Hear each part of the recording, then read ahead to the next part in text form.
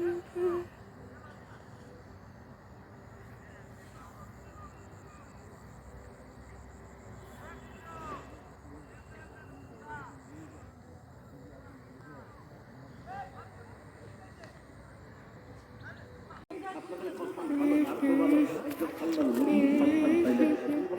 নগদ, আমার কোনো যোগ্যতা নাই, আমার কোনো যোগ্যতা নাই। আমি একটা মাদ্রাসার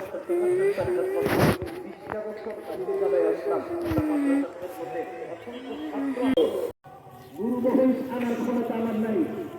আমি গরিব মানুষ, আমি ধনদৌলত গুরুদের কাছে চাই না, গুরু বা গুরুমণিদের কাছে চাই না, চাঁদা কালেকশন আমি করি না, আমার তৌফিক অনুযায়ী আমি করি। এই জন্য বলি বাবা, তোমাদের তাবারকের জন্য যদি আমি একটা নুন মাছের ব্যবস্থা করি, এগুলো তোমার তাবারক মনে করবো। আর তারা এটা তাবারক মনে করে, এই জন্য আমি কাহার কাছ থেকে চাঁদাবাজি করে কালেকশন করে আমার দরবারের কোনো